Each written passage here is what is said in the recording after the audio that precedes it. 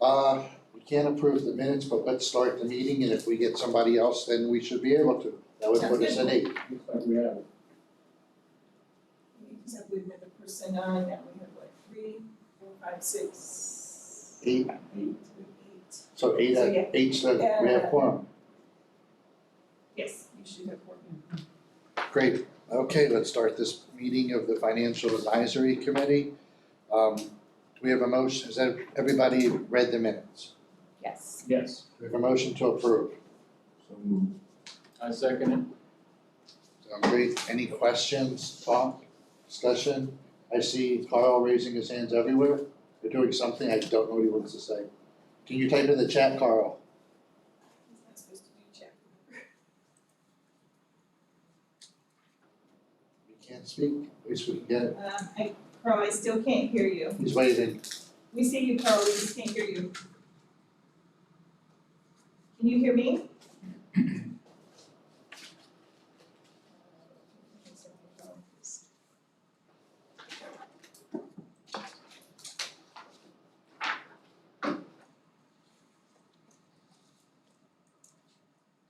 Definitely a quorum now, so that's a good sign.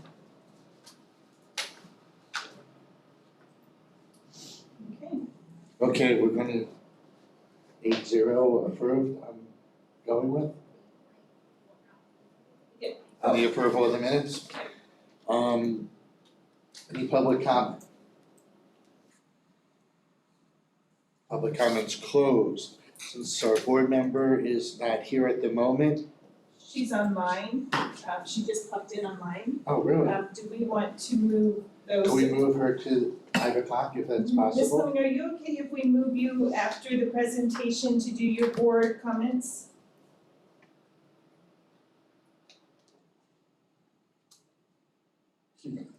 Okay, she's gonna try and dial in, she's having difficulty getting in. So, Okay. yes. Dr. Malloy, I was trying to get to you anyway quickly. No, I appreciate you guys having me in. I just looked at my last presentation to the Finance Advisory Committee and it was on January 20th of 2021. Remember? At that point, we went over kind of the general concept and ideas around reducing the attendance zones for our elementary schools, but we didn't have any associated procedures. So we didn't have what were we going to do with current students living outside of those zones, what we were going to do with transportation and grandfathering. And one of the committee's kind of major topics was, well, if you don't have a complete plan, please come back when you do, so that we can really assess how this potentially could impact where would we be with grandfathering and then running potentially maybe 2 or 3 different type of transportation systems. But happy to report that really since the hurricane until now, we really have tried to do a good job at getting those procedures very tight and immediately impacting transportation for elementary students next school year. The why has shifted. While it's always been a major why, we're not getting our students to school on time and we're not getting them home. Learning at the school level is being impacted. School start and end times are really just restricted based on transportation. Our instructional value at the school level is being negatively impacted by our transportation system. And it's our transportation system as a result of assigning kids across a wide geographic area and providing transportation. So in elementary schools, middle and high, but at elementary schools in particular, because we have so many. So we have 48 elementary schools, 44 traditional, and then we have 4 K-8s. Our parents are ranking those schools, and they are being provided transportation in their subzone and adjacent subzones.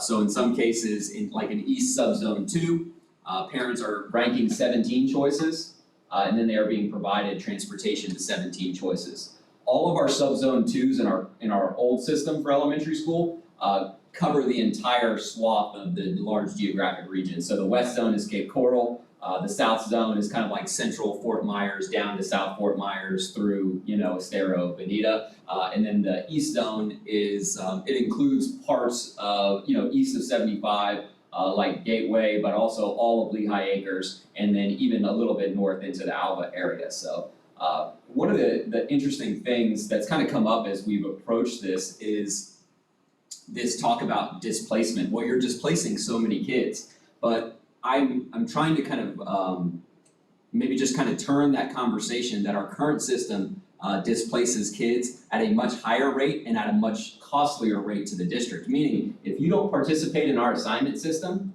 right, you don't get your first choice when you come in the day before school or the week of school. You get whatever school has a seat in your particular subzone and zone, and we will transport that. So sometimes when those parents are coming in, and we've been growing, as you guys know, at a very dynamic rate, even with the hurricane, when those parents come in, they're being assigned all across the east, south, and our west zones, and we are transporting, those children.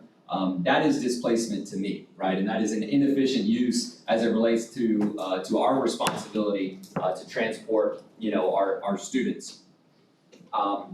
What we've really looked to do is to try to get smaller. So you guys were familiar, those that were on the committee back in 21, you're familiar with just a reduction in the size of the zones, right? We've gone from, on average, parents have about 12 choices to now they have around 4. Some zones have 3, some zones have 6, just depending on the density and depending on where we were from, like a student demographic standpoint and capacity. Some schools not coming online, some schools that kind of, their projection and enrollment changed a little bit. We are looking to activate those for next school year for elementary school, right? So we will be drastically impacting the route length for our elementary school transportation system, right? What that will allow us to do is potentially get kids to school on time on the later tiers, right? Potentially in year 2, a recommendation to eliminate our 4th tier of busing, which is our middle school kids. So we had an accident last night, a bus that was out 6:37, gets into a bad accident. We are seeing late arrivals up to 2 hours almost every single day, right? Up to 3,000 students that are late to school every single day, and it's not getting better, right? This is a system-created issue, so we are looking to address that by activating it smaller. Now, what we didn't have in 21 was an approach and enforcement about what happens if you live outside of your proximity zone and you're currently enrolled in a school, right? That's the tricky part. We call that grandfathering or maintaining enrollment.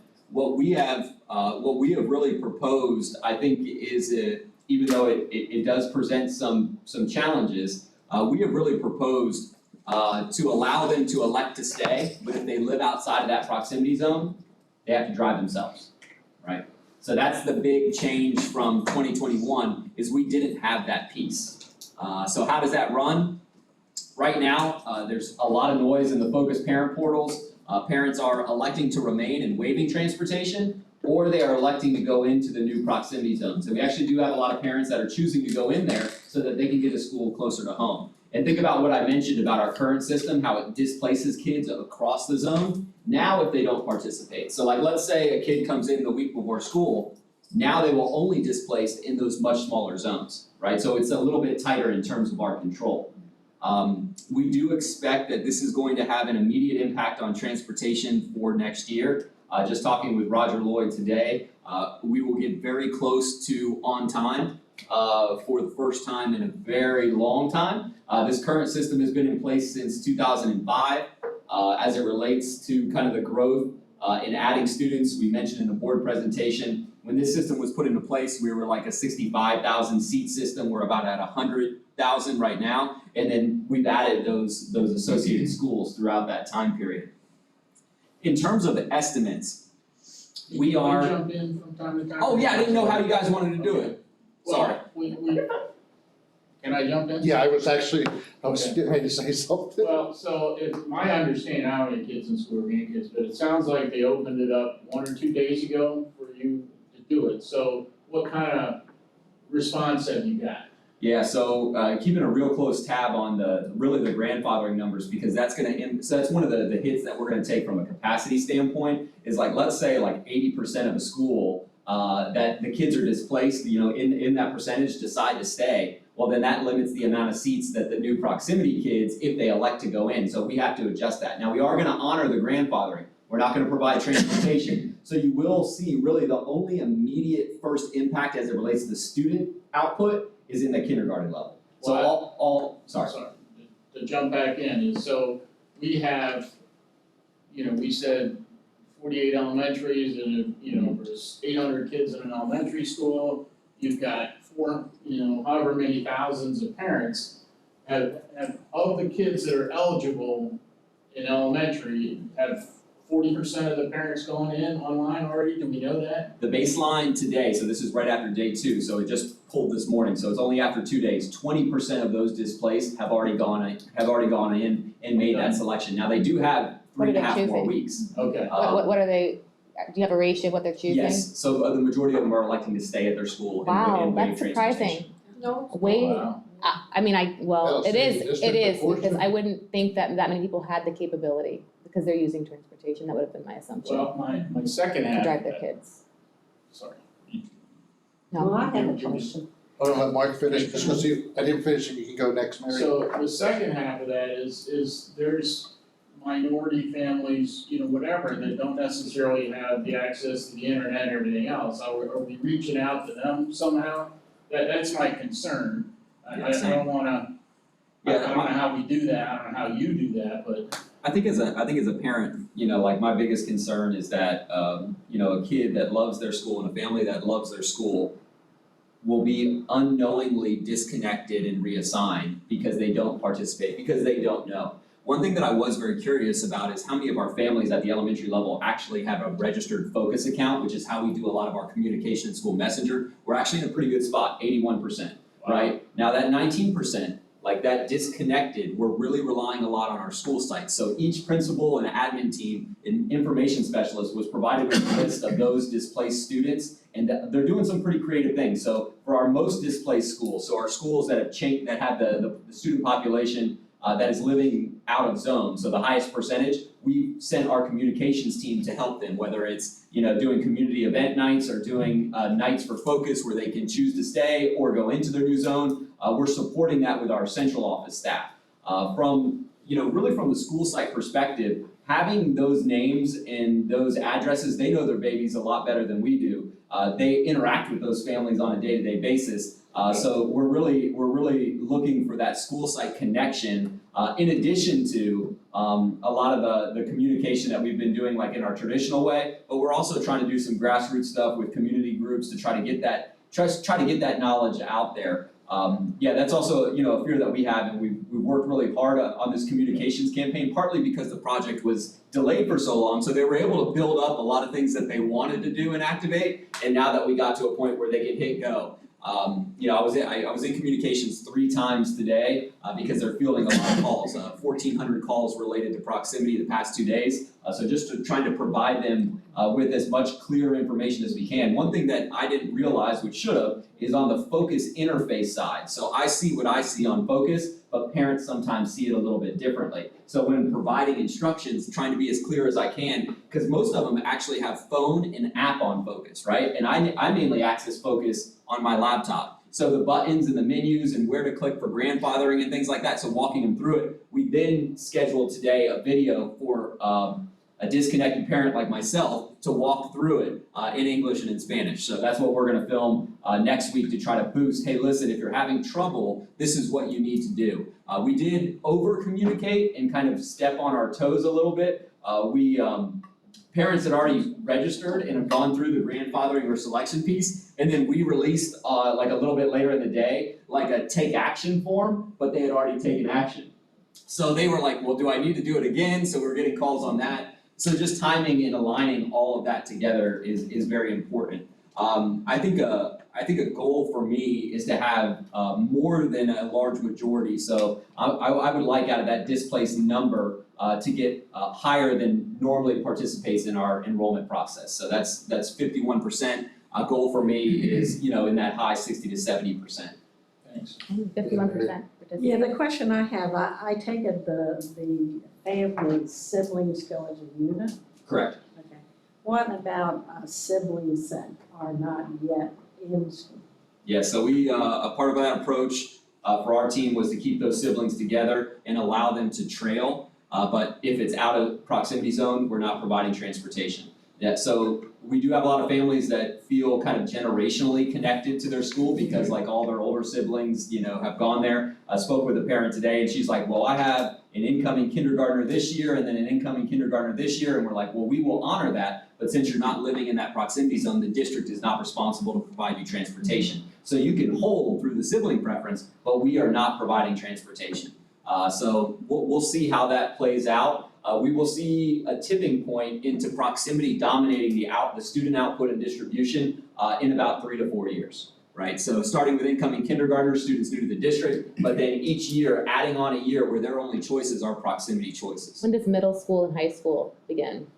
So high school, we have not gone into discussion on. Middle school, we are still at a very early phase of aligning the elementary and middle school maps, but since some of our proximity zones don't have middle school and we still want to offer choice, we're going to have to combine a number of them together, which means that they're probably not going to change that much. So if you look at like Cape Coral, while we have zones F, A, B, and C, we would have to combine them to get a certain number of choices. At the middle school and high school level, we also have application programs as well, which we don't at the elementary level. So we have run into that issue. Even some of our more difficult conversations were about access to certain programs and how parents perceived that their elementary school was a magnet when in fact it was not a magnet or an application school. It was just a regular elementary school that people just applied to. Selected, not applied to. Wrong word. Horrible timing of the word. Yeah, great. What do you anticipate, I know you mentioned the 3,000 kids each day are late to school and that this will, I'm not get to zero, ever get to zero, but anyway, certainly cut that number down. From a transportation, staffing standpoint, and ultimately expense standpoint, what do you see the efficiencies that will be gained? Yeah, Mr. Brock, to your question about transportation, we're looking to see almost immediate improvement on efficiencies as it relates to bus route time, bus ride time, warranty. Our buses that are warranted for 5 years run through them in 1 year, so that's a huge cost to the district. Going from 2 hours late to potentially in that 0 to 40 minutes late type of thing. We do have a number of exceptions that we are providing transportation to outside of proximity. So if you're in a contained ESE class, we have 7 service delivery models that are coded. They will be allowed to maintain, and then we'll provide transportation outside of proximity because we don't have those ESE service models in all of our proximity zones. So for next year, you will see some transportation across proximity zones for self-contained units. We also have 2 K-8s, which the middle schools are operating in the current system and the elementaries are operating in proximity. So you will still see some elementary schools riding with their older middle school sibling until that older middle school sibling matriculates and then are gone. So there are still some gaps, I guess, in the proximity efficiency. Now in terms of cost savings, and this was something that was brought up in January of 2021, well, how much do you project to save, or what's the cost savings, or what's the cost benefit?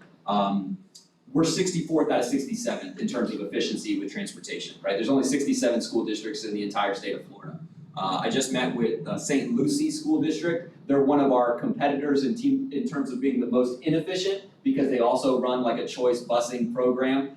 They have a lot fewer schools than we do, but they were like, well, how exactly are you doing it? Now, their issue is a little bit different because they have so many K-8s. They have like 12 K-8s, which is hard to grandfather in K-8s because then you're kind of stuck for a very long time. But I think Dr. Bernier likes to joke, well, if we just get to 54th, we save, 10 to 15 million, or if we get to 44th, we'll save 15 to this, and he's looking at the numbers at what it costs for those levels of transportation. Now to get into the top 10, we would have to go strict boundary, 1-to-1, right? 1 address, 1 school. Now we did those models. It almost eliminated transportation entirely for elementary schools. It was very shocking to see how many kids live within 2 miles of a school and don't go to that school, right? And I think that is interesting. Now, I did a lot of my graduate work on Blaylock and the integration of the school system, so I get where our history has to direct us as it relates to student diversity, making sure that we are addressing issues of student isolation. But we did run those one-to-one boundary exercises. It just the displacement numbers would have been extremely high. Like telling the majority of our 32,000 elementary parents that they're now being reassigned immediately, I think would have been challenging, right? So we tried to honor the parents' choice, right, by allowing them to stay but provide your own transportation.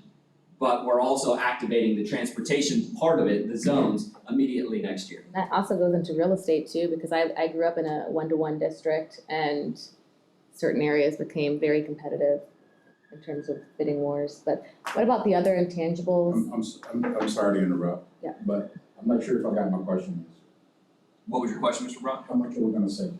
I can't give a projection on that. The transportation guy told us a year or so ago, 5 million, he threw out a number. Yeah, he threw out a very conservative number of 5 to 7 million. That was without the knowledge that we would immediately activate the proximity zone. So I imagine that that's on the very conservative end of the estimate. He did not know that he thought potentially we would still be routing grandfathered students. So there's some issues there that we would have to get to. I think one thing that's interesting is that cost savings, while very important and definitely in the general fund to be supportive of schools in learning, I think it's ultimately connected with the big why for the project now, which is, we just can't get kids to school.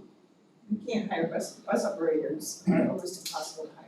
And I appreciate that because, go back to the why, and it's not the primary reason, is not the cost savings. Okay. Cost savings probably won't be determined until the beginning of the school year.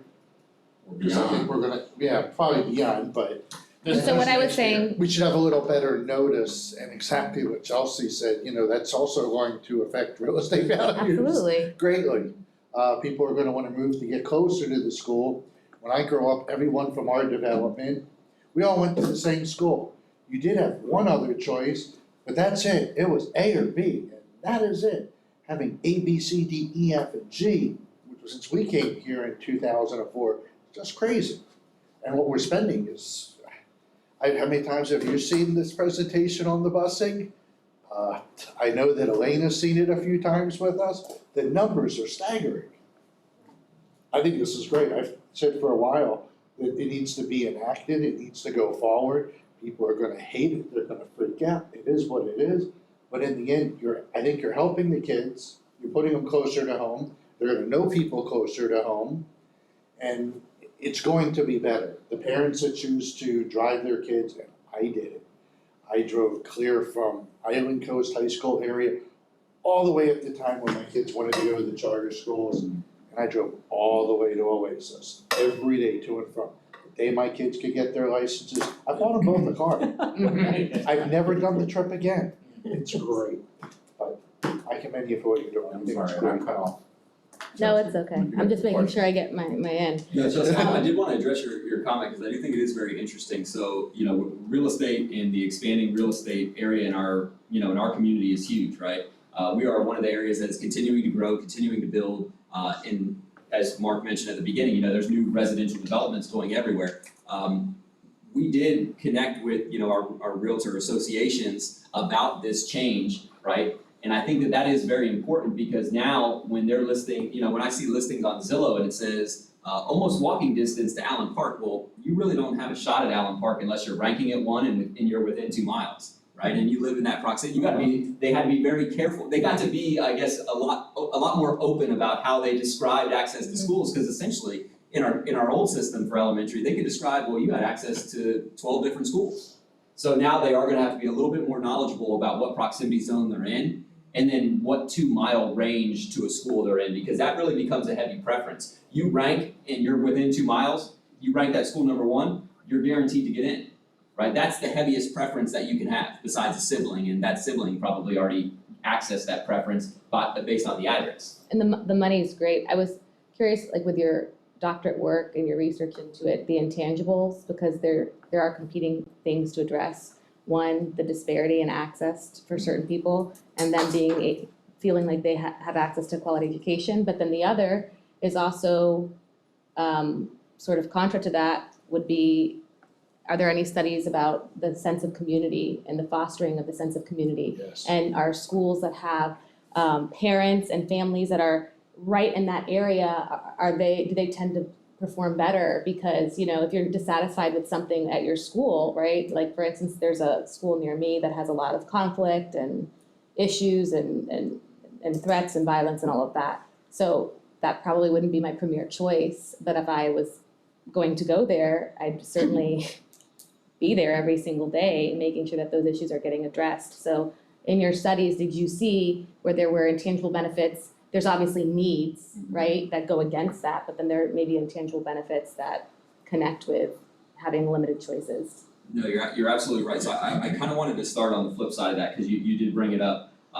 is that, you know, going from a least restrictive to a more restrictive, what were some of those negative things that we were hoping to avoid, like student isolation, resegregation, like those different, you know, compounding, you know, certain demographics where we know that perhaps it could be a challenge in terms of staffing resources. And our current system was actually doing that at a concerning rate, right? So it wasn't hitting the results. It had always set goals, you know, 2005 to last year, it had set goals about how it had hoped to distribute students, but it never put any levers to actually distribute them that way. Meaning that it was kind of a hope that we get to this student percentage. And so they never hit their goals. They never came anywhere close to their goals. So our current system, or our old system, was distributing students very unevenly. So that was my first concern. Hey, if it's setting up schools for success and these schools are rocking it, if it's not isolating schools by any type of demographic, I would have no problem. Keep busing them all over, right? But it was doing some very harmful things to a large majority of our schools, and it was not setting them up for success, right? I mentioned that percentage that you kind of were shocked about. Only about half of our families participate in elementary school open enrollment, right? The rest are just kind of spread out to the open seats across the zones. So what we can do now is bring them closer to home. And to your second point, there are a lot of studies about parental involvement and support in connection to a school, increasing student achievement, right? The closer we can get our families to the school site, the better it is in my mind, right? How can you have a vibrant, some of our schools have extremely vibrant, you know, SAC committees or PTOs, PTAs, and how can you feel like you can go to a meeting if your school is 15 miles away from where you live? You know, or if you don't even have access to it, or if you're, you know, I think that to me is trying to connect these communities with their schools is extremely important. And while the proximity zones aren't perfect, you know what I mean? Like we could have really tightened them up. You know, they really did a good job at trying to take our community's interest in choice and still prioritize that. But certainly changes will be made year after year. Staying on top of this is extremely important for us because first we have to see how it distributes that kindergarten cohort, right? How are they performing in their new school sites? You know, we'll get all the data when they run the routes in March, probably early April, for those new routing, and then what is that going to cost us compared to what it has cost us? I think that's amazing. We'll get that pretty early on. But then how are our kids performing in these new proximity zones? You know, like how is it setting up our schools for success? What tweaks do we need to make? Could we limit it down to 2 or 3 choices? You know, could we go eventually down to a 1-to-1 with magnet offerings in certain strategic locations? As it relates to program offerings, coming out of our current system is a challenge. In making sure that families and students have an equitable access to certain programming. So our elementary school programming is all, you know, fairly, you know, the same. Now there are some curriculum enrichments that we see in certain areas, like Heights has an IB program, Bonita has an arts, or Edgewood has an arts, or James Stevens has a STEM, or North Academy has an arts. You know, they have those kind of enrichments, but what's to say now that once we get strategic with the zones, that there can't be like a zone B in Cape Coral that says our families are really lacking kind of a robotics enrichment. We know all the curriculum's gonna stay the same with fast testing. But can you perhaps maybe get us a school that has some sort of offering within those choices? It's certainly on the table, as we move forward. But I am very excited to see how this distributes, where the cost savings are, and then really studying, how it's setting up that kindergarten cohort, and what do we need to do to make it better. It really gives us, I think, a little bit better grasp on how we're distributing students within the system. You know, because I think that we just think that it just kind of spins out 100,000 kids across the zones, and there you go. And I think for me, why I became so interested in student assignment plans was one, our history with integration, and then what I felt was a concerning, backward trend with that, with the old system. But then it sets us up to be a lot more accountable. So, I know Kelly and our team, we really talked a lot about student assignment the past 3 years, and I think that is a great thing because it's how our schools are set up, right? If you don't have your hands as far as you can into student assignment, then you do not know how your students and schools are being set up, right? And I think I think that is an extremely important part of this because one, we have to be accountable. This is a huge system change, a scale of which we haven't seen in 15 years in terms of student assignment. So we have to be extremely accountable for this, right? And we are addressing a lot of kind of one-off concern, exception concerns. Sorry, I talked. I rambled on that for a while. No, it's fine. Yeah, so really great presentation, and as a parent and of the child who is outside the zone, I would like to say that it's great implementation, it's a great idea of the system, and I fully support, and I'm sure there's gonna be a savings in bus. But also, I am deeply concerned of how this system was launched, because I feel that the cart was put ahead of the horse. So it went into okay, we have a new proximity plan for elementary schools. Never said, we're doing it because it's only transportation, our target is transportation. Never said it, it's gonna be for 23-24 school year. It sounded like, oh my God, I have till March or my child will be thrown to the schools because he's not even he will be thrown from his school. Never said that, there was nothing in communication. Then there was this email from said, okay, your child is not in the zone, you have to go to Focus. First of all, he's in a zone based on the waiver. And part of the waiver that I signed 5 years ago, was that I refused transportation. So my question is, why is the district is doing it? Because I already not busing him. Is there any other issues? I'm not getting any answers. I'm going to Focus. And in Focus, I don't live in Focus. There is nothing on the home screen that, okay, you have to do this here or you have to go this here. I am stumbling, finding this going into one section, and here I have 3 schools in the zone where I physically live, but it's not the district, it's not the zone where he attends. What am I supposed to do here? So I had to send email asking, what am I supposed to do? Then I got the reply, oh, you have to go to other part of the Focus, and that's where you will be grandfathered. And then day after day later, and then I found out it's actually for next school year, not March. And then day later, or 2 days later, there was an email from the district explaining, you go here for here, you go here for here. And that explains those phone calls and those nasty stuff on the Facebook, because it's something that was really great.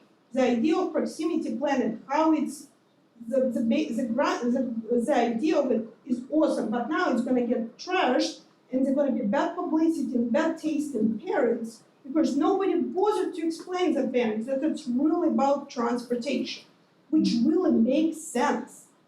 Yes, if you want a kid to go in your school, you want to be grandfathered, sign that puts a little one click on that portal, and you're gonna be fine. The unnecessary stress was created in the community for really nothing. It was literally 1 second click in a portal that was explained to me 3 days later. So why it was launched this way, why it wasn't tested? And that's my concern. It's the first big thing that happening under Dr. Bernier's leadership, and I'm really concerned that the good things that will be overshadowed about this bad taste that is already there. And no, I didn't get anything from school. Okay. Yeah, I would like to first apologize for the experience and, just tell you that there were a lot of moving parts with the communication and on the Focus side. So back in 2020, 2021, we went on a fairly robust kind of communication about proximity, kind of talking about the whys, and they were somewhere within, where we eventually landed. The project did pause, right? And I imagine that we would be continuing our very inefficient system for a number of years had it not been for Dr. Bernier picking it up and recognizing it as something that needed to be addressed. The current system is the old system is broken. It's not doing what it was intended to do. In fact, it's actually harming our kids and our schools. We have to do something. And you know, it really was a challenging project because we knew the amount of attention it would get based on the displacement and how hard parents had fought to get into their current schools. But you're right, we could have timed a lot of the communication that went out. When we kind of hit go and our communications team started sending out emails, but then Focus started sending out their communication, we could have done a much better job of kind of linking it up and just being very simple with it. I have made your request today that on your Focus home portal, it just says, attention, this is what you have to do. Please click to the left or please click here. Because right now, when I open up my Focus portal, it just says, your son just got an 89 in language arts. And I'm like, oh, that's kind of a bummer. I would more like it to say, hey, please check here. So we have made that request. So whenever a parent opens into Focus, it will actually say if they need to do anything or not do anything. But the communication piece is, you're right, it is challenging. So I was in community engagement for 2 years, most of it spent with proximity. Did well over 100 presentations on it and received feedback. A lot of it had to do with like grandfathering and, you know, when or why haven't you done it yet, that sort of thing. But we really didn't put both pieces of it together until Dr. Bernier said, this has to be done. Organize the team and get everybody that's been working on it back on it so that we can activate it immediately. We cannot do any worse because nothing's going to get better. Our 3,000 kids becomes 5,000 kids. Our 2 hours late becomes 2.5 hours late. I mean, we are in a very difficult, self-inflicted position by the system with transportation. So Safety issue. Parents didn't know where their kids were. well, I mean, the safety issue too. We were looking at some of the routes. Our kindergarten babies getting picked up at 5:45, passing 4 elementary schools to go to another. It just, to me, it didn't make sense. Like if it, like I said, if it was accomplishing what it was intended to do, I would be happy, right? But I don't see the participation as being that high in our current, you know, in the old system. I keep saying current, now it's like old, so I apologize for going back and forth with the naming. But yeah, I do apologize about your experience. It did create a lot of pressure with people feeling like something had to be done right away, even though we still have until March 10th for next year.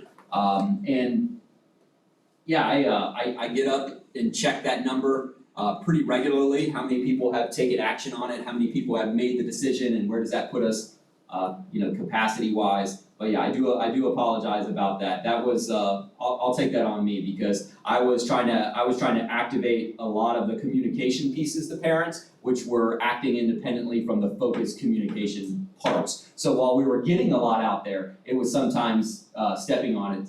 So I do apologize for not getting that in a row. Can I Yes, Mark. ask another one? So how many new elementary schools are coming online in August?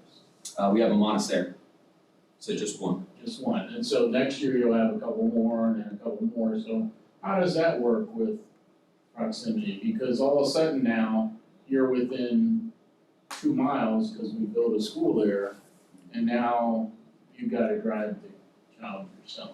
Yeah, as we get tighter with boundaries, boundary changes will potentially happen yearly based on increase in capacity, lowering in capacity, or the addition of new schools. So our team in operations will really be on top of kind of coordinating, these potential boundary changes. If you notice the new proximity zones, they don't go in alphabetical order, right? They did go in alphabetical order at one time, but then we did combine some zones based on concerns related to capacity in new schools that didn't come online. So Innovation School, we were planning to be in J, never came in J. So we had to grab 2 schools to meet the capacity needs for J. And I think that is something that we're taking a look at. And as you get tighter and tighter, those boundaries become more and more real. This is the first time our families have had to say, well, I live on this road and I can't access this school across this road, right? That's the first time. Before, all of those were adjacent subzones, right? There really wasn't a boundary. And I know when we say boundaries, we think one-to-one, but I'm just talking about a zone boundary. You know, like, hey, this divides H with 4 schools from, J with 5 schools or something like that. Let's see, does anybody online, Ken, Carl, I don't know the other young lady's name since it's not on there. Do they have any questions? Charles? Anybody have any questions? Anybody online have questions? No, I think it sounds fantastic. Mhm. Good job. Thank you. Just wanna make sure we're not leaving anybody out. Anybody have questions? Okay, I know he's on a hard stop, so I'm trying to keep track of the time at the same time. I have one more, sorry. Angela. So a lot of times with the discontentment in the local population, it's because of a lack of information or misinformation.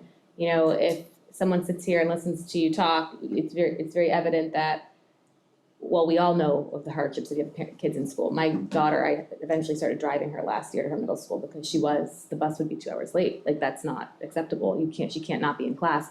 Fortunately, I had the ability to do that and the flexibility, but anywho, with the public, you see in the moms groups or you see on social media, you see a lot of that discontentment or the upset. Does the district have any sort of what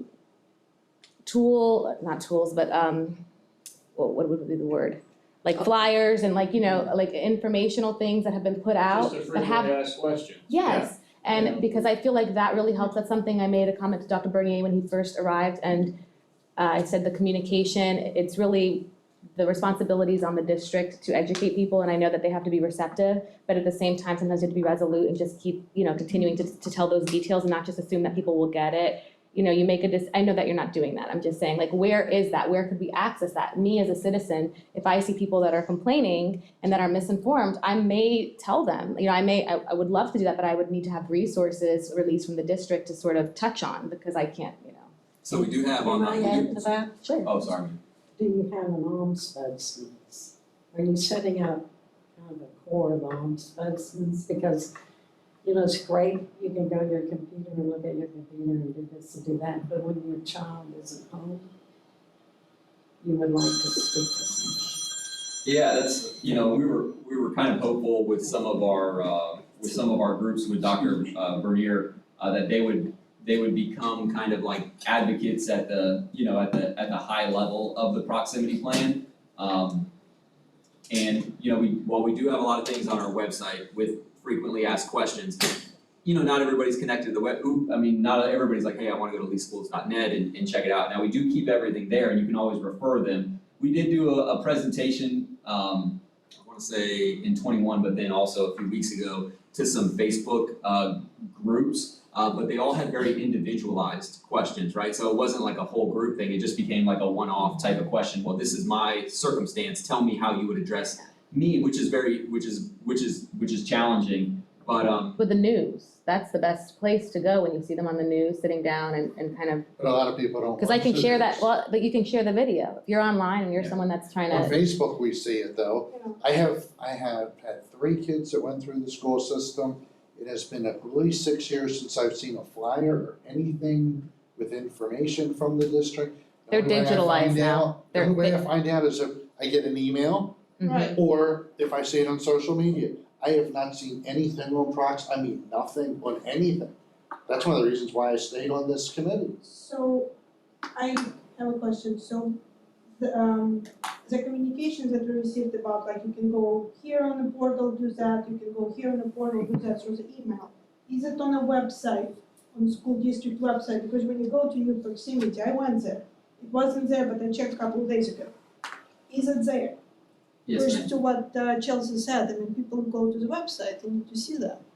Yeah, so it is on all of our outward facing communication channels. So it is on the website, it's the first banner that comes up, you can click that, it has a whole bunch of presentations, it has the frequently asked questions. On our Facebook, we have been boosting everything related to proximity, and the first, I think, 4 featured are all on proximity in English and in Spanish.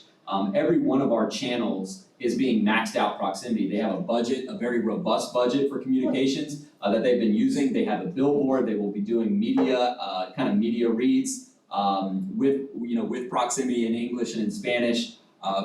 It's still, so like, I'll just give you an example of just a fear with community engagement. So I considered myself to be very energetic when it came to getting district information out. But I would go into some of our most densely populated neighborhoods. We strategically ranked them based on how many K-12 kids were living in there, and we would do community events there. But sometimes, even if it was as important as registering your kid for school, so normally back in the old days, you would have to come here to register, we would take it out to the neighborhoods. But we would only get 2 or 3 at a time, knowing that there were hundreds that were there. So there is a disconnect that we're actively working to address. I think down the road, a vision for a district of our size is really a robust face, like family and community engagement piece, where they are embedded within the communities. We currently have I would say a stealthy, but smaller group of communication and community engagement people.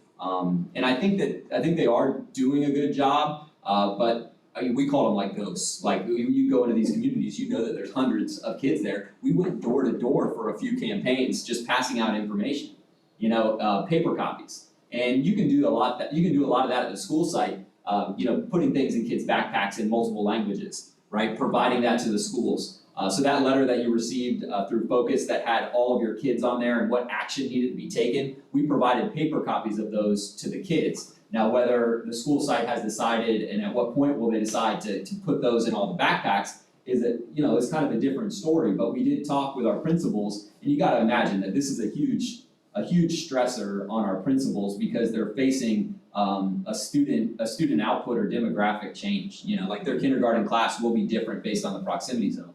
Some of them will be dramatically different.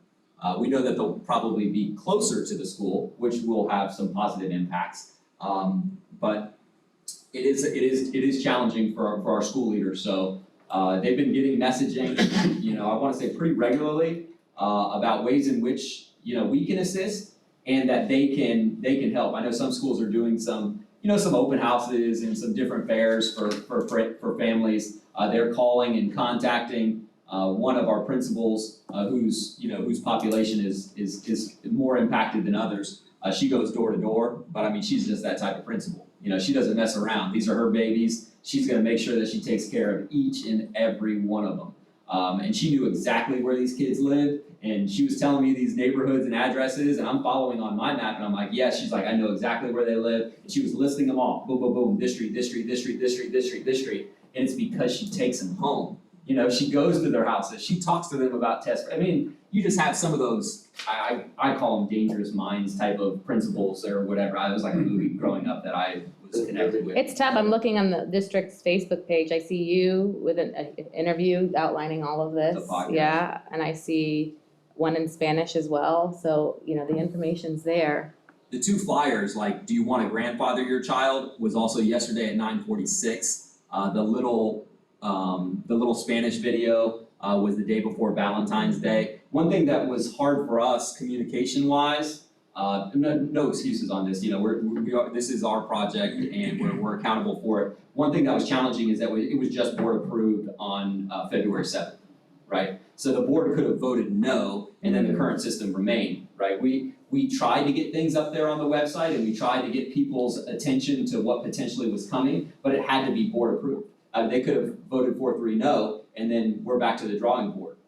Now, we didn't anticipate that because of where we were in terms of our background work on it, but that was a potential. So if you think about February 7th, that was a week day, right? And then a week and a day, so we're about 8 days away. And then enrollment for elementary just started on Monday. Right, so this is our 3rd day with enrollment, and we're seeing good attention on it, not all of it positive, but we're seeing very good attention on it, and I actually like that. So when people complain about like, well, I don't know how to get there on Focus, well, guess what, as a dad, I didn't either. So I'm like looking on it too, and I'm like, this is crazy. So we're making those recommendations, because our experts with Focus are great at the engineering side. I need something for me as like a dad where I'm like, hey dummy, you need to click here, and then I'm like, oh, okay, I click here. Focus for dummies, okay. No. I was thinking the same thing. I was more. Where's the pamphlet? I'm just joking. Our engineers are great, and they were also put in a difficult position because this was the first year that Focus was going live for middle school and high school. So this is the first time that they could rank that. So they were dealing with that new system implementation, and then we're like, oh yeah, we're gonna throw a wrench and just say, hey, proximity is a go. So can you build all of that in, you know, a few months and get ready to go. And so they're doing things like on the fly, which is helpful because they're great at what they do and we need it. But yeah, that was. We literally just got off the phone with them before we came in here about this will be our first time doing student assignment in focus, so we need to run test batches, so we need to get all this stuff in to run test batches. So, I mean, it really is on the fly, and not to make excuses, we had a whole plan laid out of going out to the community, and then Hurricane Ian hit. So, take the whole month of October and November out of the mix now because we're trying to recover from the hurricane, and we had a whole list of places and community things we were going to do to try and get out to the community. And that kind of threw another little wrench in the thing. So I'm not trying to make excuses, but poor Adam, he's been up against some things trying to get this all out. So. Yeah, it was a tough it was a tough team effort with the hurricane. You know, Dr. Bernier really wanted the town halls to turn into neighborhood dialogues. So we did the town halls and dialogues, but the attendance on the dialogues, which were just proximity focused, there wasn't a lot of people there. And that was hard. I think a lot of people were still dealing with the effects of the hurricane. We did those before we went into holiday break. And then he was like, well, should we try to get another committee on this? And this really had been committed to death. It was going to die by 1,000 paper cuts if we continued to try to committee and talk. We knew the talking points, we knew what we had to do. It was just about activating it and being ready for the potential opposition, right? And it was, you know, it's not an easy step for a school district of our size, but I definitely think that it was a necessary one. And kudos to the leaders, Kelly at that level and Dr. Bernier that said, we're ready to hit go. We're ready to see the benefits, but we're also ready to make an improvement on a system we know is not working. Could we, one last thing. But it has to be the last one, because there's 5 minutes left. The idea of you speaking was great, but some of us are visual learners where we wanna see something on a piece of paper. Absolutely. And then besides English and Spanish, we have, 32 other languages at least that are spoken at home. Maybe they could translate it if it's in Word, where they probably can't translate your voice as easily. Very true. Yeah, I can get kind of a condensed presentation with the high level stuff with the maps and the procedures to Kelly by tonight. You know, Well, tonight's not necessary, you have your own thing going on tonight. Oh no, it's better than me yelling not to keep his weight back or stay down on the ball. I just have one question. I waited till the end. You made a statement that 81% are basically in focus, 19% are not in focus. When my wife did teach over at Tice, many of the people there couldn't speak or read English. Is it possible that 19% are those people that are homeless, don't speak English, not from the country, speak broken other languages? Could that be that 19%? And if so, can we work on a plan to reach the 19%? I'm not saying you're gonna reach the whole 19%. I'm not delusional, but I do think that some of those areas, and specifically a school like Tice, would be a great starting point to take it then out of the 19%. I think it would make your job a lot easier. Yeah, I think that's great. In terms of the demographic specifics of the 19, I would say that a lot of them are probably new to the school district entirely, right? So we have kids that come in, even with Hurricane Ian, we grew by thousands of students, so which is just crazy. We were expecting to lose 5 to 10% of our student population based on Hurricane Michael, which was very comparable. We grew, and we continue to grow throughout the year, so much so that our forecasts for next year are through the roof in a lot of our areas. And I think that a lot of those kids that come in are disconnected from how we operate our system, which a lot of it is through focus. So I would say in general, a lot of them are new kids. Now, whether or not there's language barriers or socioeconomic barriers, I'm sure that plays a part. But you know, without knowing the 19%, we couldn't be specific. Thank you for your time today. No, thank you guys. Thanks for allowing me to come in at this very crucial juncture of the project. I feel much more, I mean, I was always for proximity changes, but I feel much more excited about it. It had to Good happen. information to have to, spread to others, and thank you. Thank you guys. Good Thank you, Scott. Thank you. Yeah, thank you guys. Very much. And thank you for the late notice, like I literally just like, I think it was late last week, said, oh, I'm gonna sit down over this meeting. Good luck at your tournament. Yeah, good luck. We're gonna need it. Thank you guys. Say hi. Take care. Kelly, do we have something on the agenda for the next few months?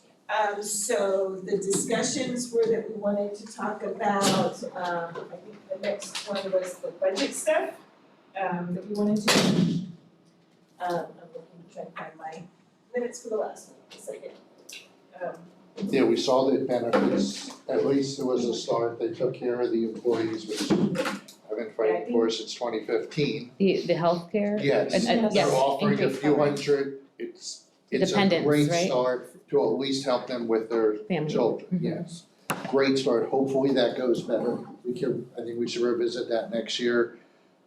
I think that most people in the room will agree we need to look at the budget next, because we're a finance committee and let's look at money. Yeah, I think y'all wanted to review the budget information and the stuff like that is what I thought we had on board for the next one. Nice. I think that Mark was pushing, talking about impact fees, but Impact fees. he has got some additional information since then, Well, so- yeah, I had a meeting with Cecil on another issue, and we brought up impact fees, and the school is, I think it's at, schools are like at 55 as the roads are in unincorporated Lee County. All these cities, Cape Coral, Estero, Bonita, all are at 100%. But in the unincorporated, which is majority of Lee County, they're gonna go up either 2.5% or 5%. Cecil made a comment, Commissioner Pendergrass, Yeah. I've known him for a lot of years. He calls me Yeah, Helmer, but we know them. yeah, and he's gonna, his comment was, we're gonna go what the state will allow. The state said no more than 5%. So I figure somewhere between the 2.5% it's been the last 5 years to 5%. And rather than having a pissing contest between the school district and the commissioner, who asked, who didn't ask, that kind of stuff, let's just let it go and see what happens on the 13th of March. I was hoping, we had our school board liaison here, we need the school board to start leaning on the county She's on. commissioners. She's on here. She's on. Oh, I didn't see her. She's there. Okay. I've been asking that question in the school board for the last year, what are you doing? It's Of talking with We've the been fighting commissioners. that for the last 7, 8 Well, I years on this understand. committee, saying, why aren't we leaning on them to get our fair share? I don't even know what that fair share is, but I know we're not getting our fair share. I think Well, yeah. we're way off. Well, we're getting 55% right now of the collection, it's a 55% collection rate for us right now. It was growing at 2.5%, and now it was at 55 until they looked at it again, but now. I expect the base rate is a certain base rate, I don't expect them to play with that. But I expect them to somewhere between 2.5% and 5% to go up a year over the next 5 years, because typically they do that for a 5-year period. Well, So- that increase plus the increase from what I've heard in FTE money would be great. I've heard there's been some discussions about a major increase. That was one of my questions. I had kept asking our two former liaisons ago, because we didn't have one last month. They were on the bus ride. But yeah, my big question is, have we heard anything new coming out of the legislature about them? Well, I still would like to see somebody from staff talk about impact fees in April. So the idea is, I'm a big picture guy, I round things to the million, but I'd really like to see if the board, the Bellwood County Commissioner says it's gonna be 5% next year and a year for the next 5 years, what that does for the school, because that should be able to help eliminate debt, build new schools, repair from Ian, But everything that was else. the half-cent sales tax that we had Yeah, approved to on be- this. I understand, Where do the monies go? I mean, that Like, what fight are they for that, you encumbered just have for? no Like, idea is it how just bad general unrestricted funds, That that was when they come in for crazy. the impact fees, I voted for it. dispersed to the general budget, or? No. Impact fees are collected specifically by zone. Okay. So they have to be collected by zone and according to our grant, they have to be spent in those zones. correct. And it can only be used to increase student stations within that zone that More the teachers, even if it's not a new school, No, new school? just buildings. Really? That's it, Okay, just They can't, right. buildings. If you can't do it for anything but buildings. So would And it be it has held to in be- reserve if you weren't ready to construct? Let's say that you have a new development and you have 500 kids come in and for now, how long are those held? I wanna be very upfront with you. We do not collect enough money in impact fees to go to school. Yeah. There's no way. It's a drop in the We don't bucket. get anywhere near the cost of a school. So what we do is we combine the money from the impact fees with capital outlay millage, sales tax, and we pay debt on the schools that we build. So we build with the COPS, which we've been through, we can do that again, but the COPS we have to do based on new legislation. We have Finance, to do that. right? So we do the COPS and then we pay the debt with those dollars. And we have to prove out, we have to do a formula to show that the growth in those areas are generating, that's growth is what generated the debt that we're paying in each of those areas. So that's how we use impact fees. It can't be used for teachers, it's capital expenditures, new buildings for growth only. If I'm redoing a school, New And I'm- buildings.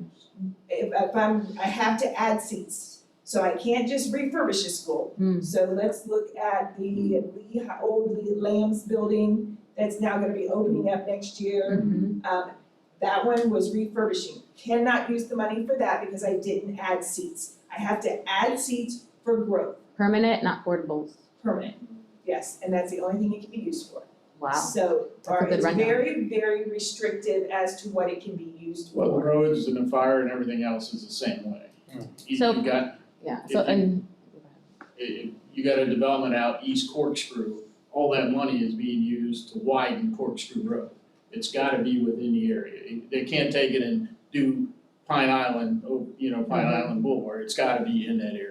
and there's no time limitation, so like, There is actually a time limitation off the top of my head, I don't know it, but when we have the discussions, we can bring that back. You have to use it within so many years because the thought process is, you haven't used it, the growth hasn't generated it, so then it goes back to the county. Then you So didn't there use is a time limit Use it on or the lose funds. Can we talk proportionate share too at that meeting? What do you mean by proportionate share, is it? Okay, in the impact fees, and the reason who's fighting to keep the impact fees low is two entities, the developers, they don't wanna pay the money, and Habitat for Humanity, and all those, they can't afford to pay the money. So what happens is some of these nicer developments, like Kingston, the one that's gonna add 10,000 homes, he's kicking in an extra $2K per house. What's that, $2 million? Yeah, I'm not doing math, whatever it is. But he's kicking in $2 million in proportionate share on top of the impact fees to help build Corkscrew Road. Plus, he's putting in a traffic light and he's building a road between Corkscrew and 82. So this is that proportionate share why I keep going off. He has also agreed he would give the school 65 acres to build a school. Okay, and the school's kind of said, we don't think we need it. So. Well, it makes this So we- development much more valuable if they build the school. Of course they'll give it So the away. proportionate share, they've used it for roads. Get it back. And if you look at the legislation, they can use it for schools, they can use it for fire, they can use it for anything they want. And actually, the same thing with the fire district. The place gave the fire district 5 acres in proportionate share beyond the impact fees for them to build a fire station. So I heard you earlier when you were talking about it, and you said it again, that they talked to the district and the district said no.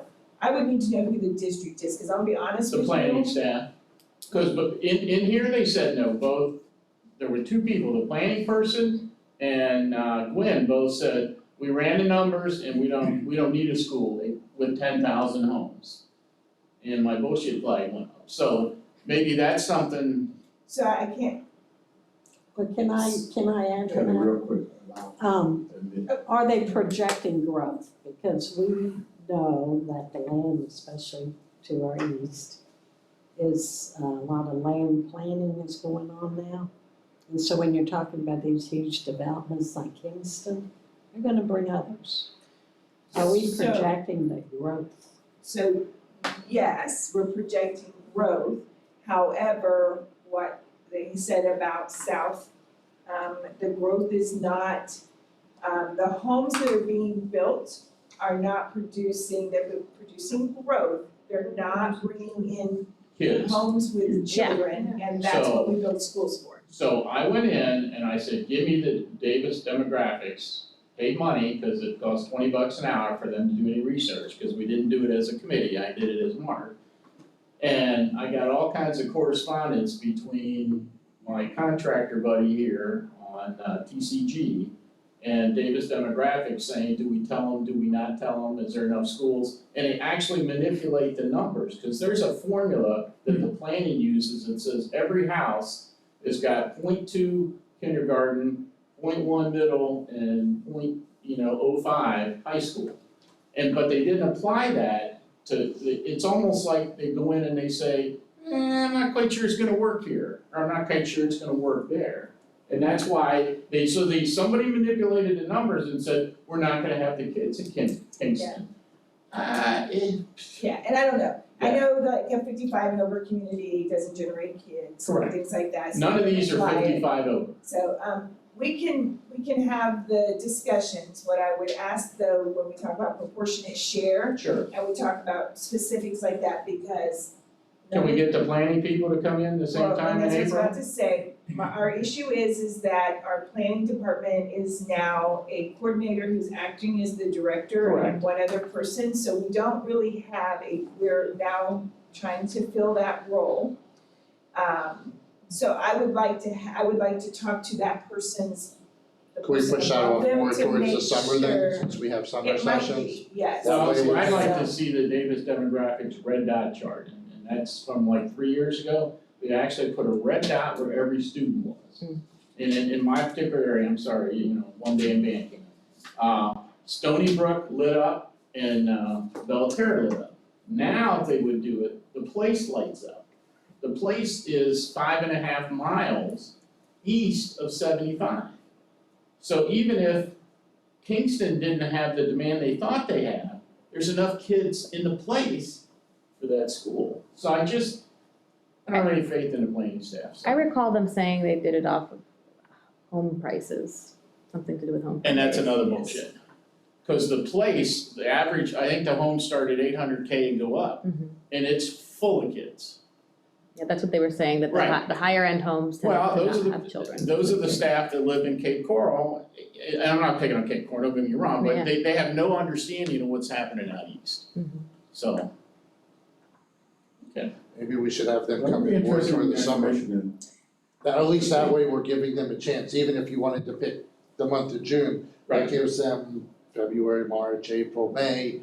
In June, that gives at least a chance. Well, can we put that, does everyone agree to put that on the agenda like for June? Yeah, my big fear is we're losing an opportunity here. If this developer still says he'll give us the land, let's at least talk to him and say, hey, can you kind of put it to the side for us and Yeah, and let us And work that's why I on. was asking the question, like, who did that developer talk to? Because I can't imagine anyone that would have said, you know what, just hold it for us, and when we see it and we, Right, cause that That was developer, he won't on. turn They should never dirt make.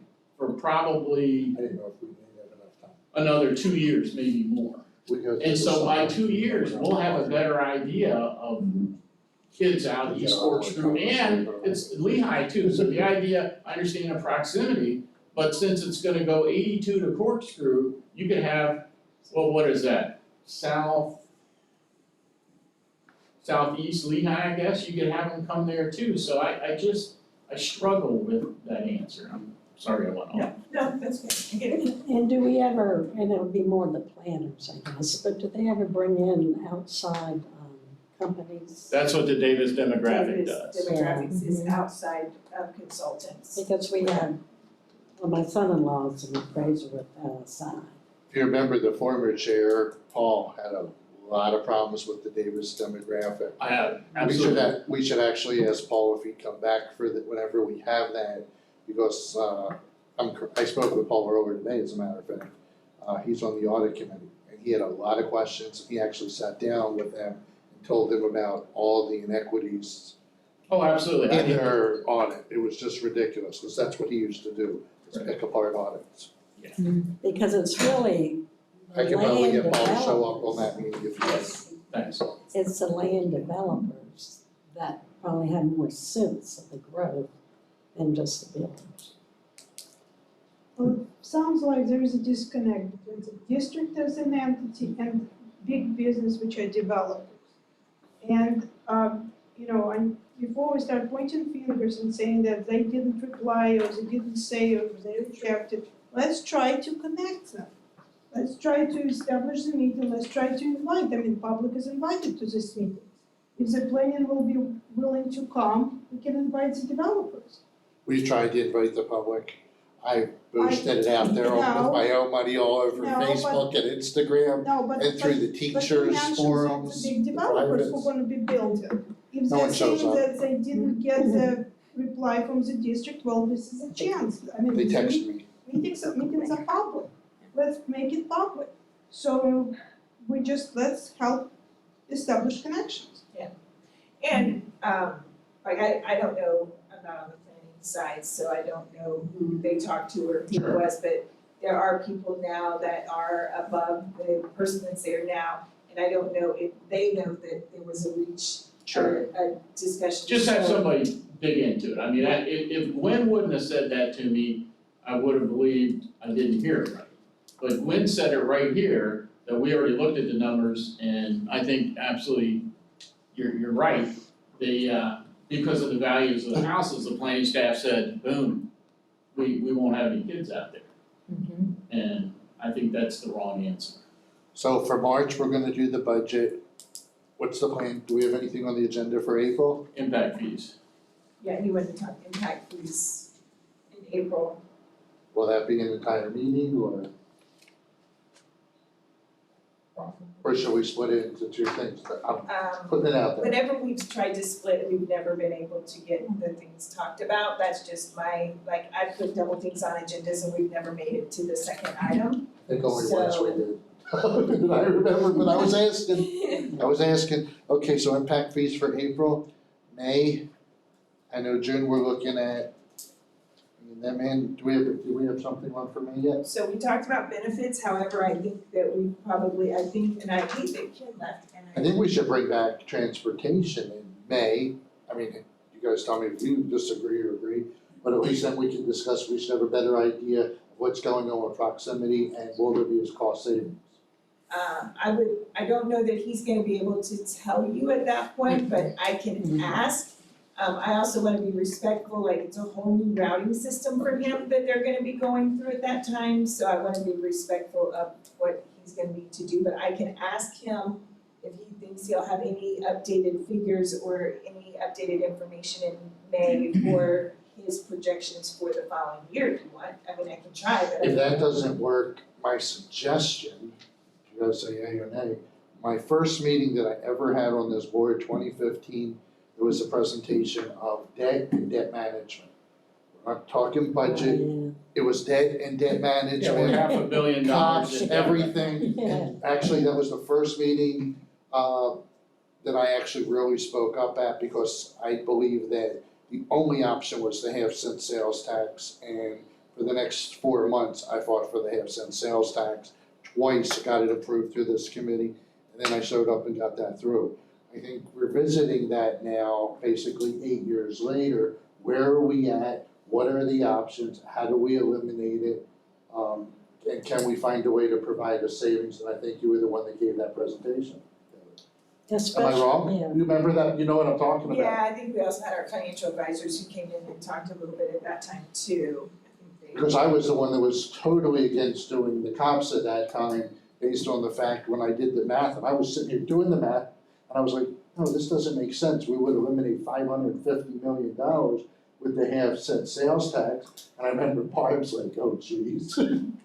She was like, you're right. Jump in, one of the things that the school board talked about either last week or this week, whatever, is their HR plan of how they're gonna attract and keep teachers. That's kind of fascinating to me because we're losing 500 teachers a year. It hasn't changed, it's never Right. changed, it could change based off of the benefits, which Correct. was always, in my opinion, the only thing left that they can do. They're not gonna just raise salaries, so the only thing they could do is fight with the union to give more benefits or find a way to the district to offer them for the families. So hopefully that's gonna change. Pruitt was the last one that really fought for that pretty hard in the background. Angela was all over that, cause I went to talk to her about that, even with the charter schools. And when she came over here, that was something that was near and dear to her. Well, We don't have her here now though, but. it kind of sounded like doing the same thing, expecting a different outcome. Right. So the idea, my mind is like a shopping cart, okay? I don't have any kids, so I don't need, family insurance, I don't need dental, whatever. I would rather have another vacation day, or I'd rather have glasses or something like that, something like that, and they're not doing that in the presentation I saw. Kevin Daly. I mean, it just, That's the reason. At the end of the year, that's the reason. You want the answer, that is the answer, it's the unpopular answer, but that's the truth.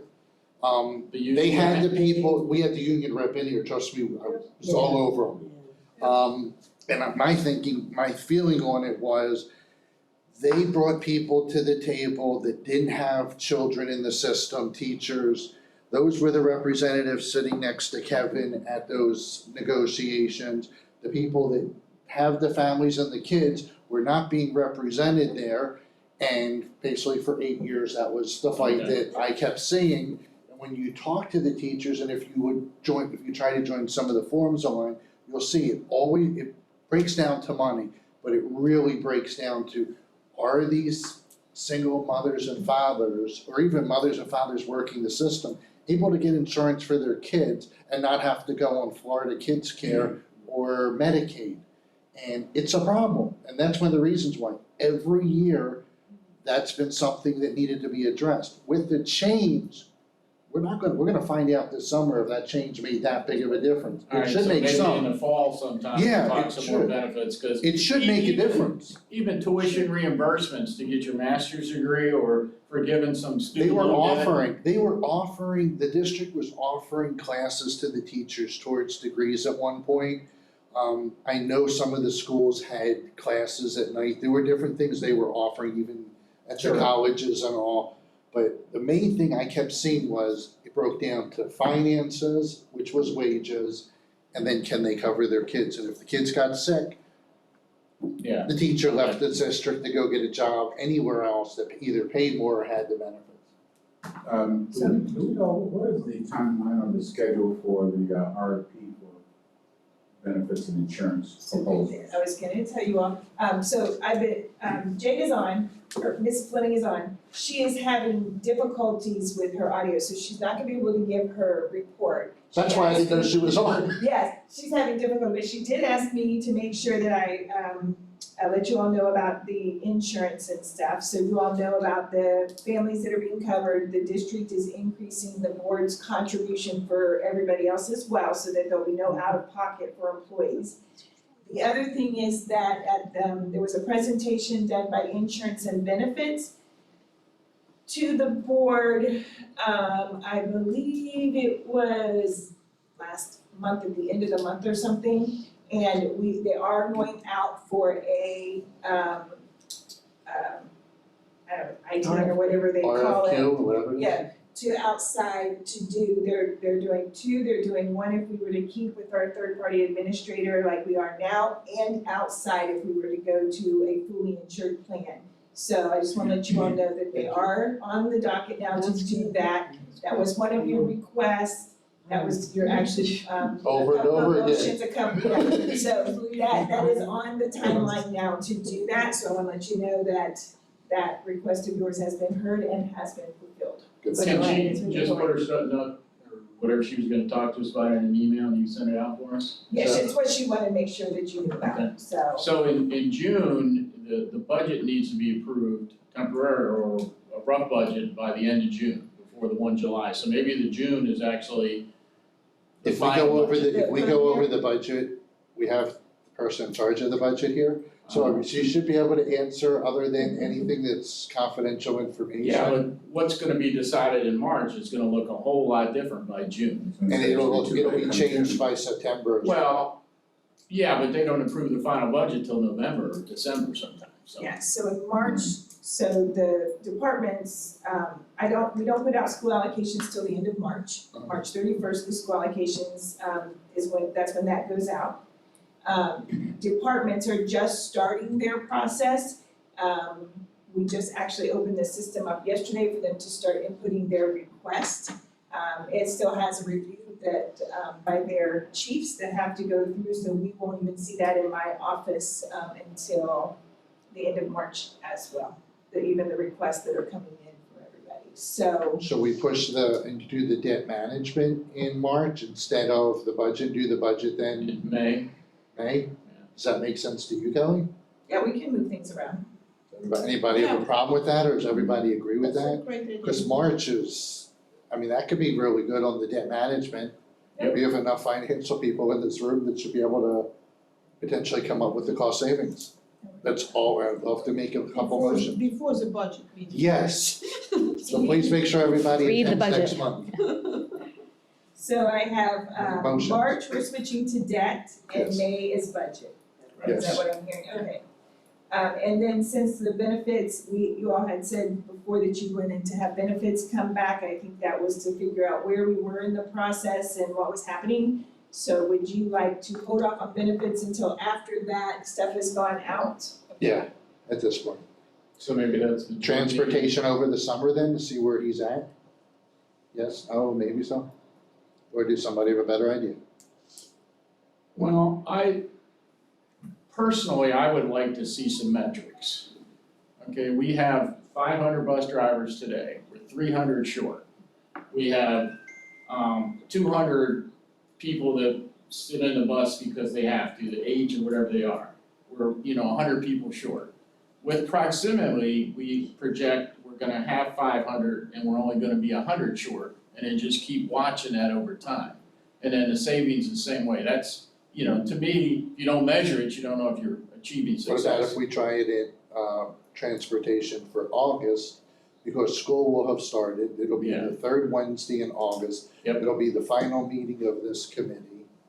And at that point, we'll get a preliminary update of how it's working, although he may be sitting here pulling his hair out from all that. Yeah, let me But at least you'll know he needs to be working on it. Exactly. Yeah. And maybe, sometimes when we talk about things out loud, it helps us come up with opportunities, and maybe someone here will have an idea.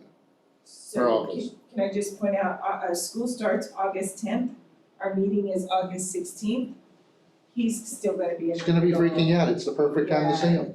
Yeah, okay, I'll ask, I'll ask, but I'm gonna put him on a spot, I don't think you'll like it. He's gonna love it, they all love this committee. Welcome to panel.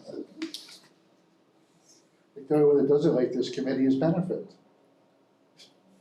So when we initially passed the sales tax, that was in order to, we were thinking cash flow. This was, I Buildings, actually was the one that put forth the I know, motion, you it told was me. one of my first.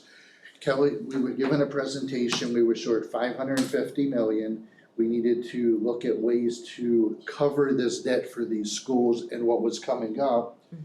We had 2 or 3 options that were presented to us, the COPS being the most favorable.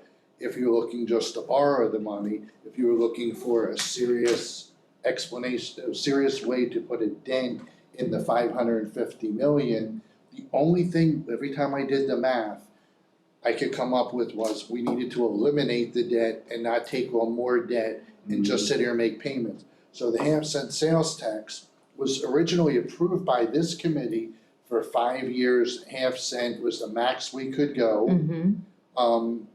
And if you want another perspective, the opposing person on it was Ken, my good buddy Ken, he's the vice chair now. And Ken had a different perspective, he believed we should go a different way with it. The next meeting, it came back up again that there was a flaw in the motion, and we put it through for a second time. So it was to eliminate the debt. The difference was when it went to the other committees, it got approved for the 5 years, then went to the board, and for whatever reason, they overruled the 5 years and put it as a 10-year plan. So this will be coming up again at some point, I probably won't be on this committee by then, but that should be How long has that been coming in up. effect now? 18, 17, 18. 2018? Yeah. Yeah, 2028 is when it will end. Well, And just so you all are aware, a 10-year is one of the minimums most counties do 20 to 30 year ones. We should have either done more or, Yeah, we But this that committee had only yeah. approved 5 years. It was not to go forward, it was literally, let's eliminate the debt. Just, That was my only goal with it, and when I argued every angle of it, it was, let's eliminate this, anything else going forward, we'll address it at that How time. much revenue does that bring in? Over $1 billion, it was way more. So it's not something that can really go away, I mean, So No, there's. I don't think there's- we're gonna have to there's- fight for it again. Yeah, Yeah. there are. Whoever's here, we'll fight again. There are many issues with the way that things are set up right now. It was way wrong. So there's the cost per student station that's in the legislation that says that if you cannot build a school that exceeds the cost per student station with your capital outlay millage. That's our tax dollars and our main source of revenue for the capital fund. The problem with that is that the cost per student station that's in statute is so low that no district in the state of Florida can meet it. And it is not based on the county that you live in, it is a flat one for all over the place. So it's the same Miami. rate, yeah, it's the same rate everywhere, to the so panhandle, like, has a big flaw in that piece of it. So nobody can build at that rate, especially now with inflation the way it is, we can't do it. So there was, at the last minute, there was a little caveat that was put into the statute that said, you can build a school that exceeds the cost per student station, however, you can't use your capital outlay millage for anything that exceeds the cost per student station. You need to have another source Borrow of the difference. funding to do so.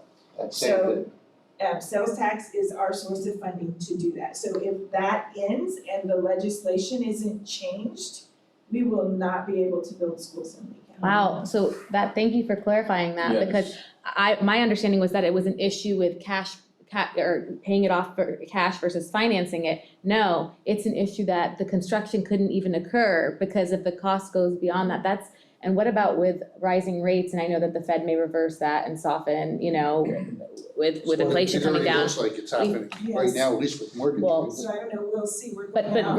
reversing rates is different than Yeah. pausing I think rising. it's interesting, this, one of the questions that pops in my head is, where is our board on this issue in terms of promoting it in Tallahassee? So our board has been in Tallahassee.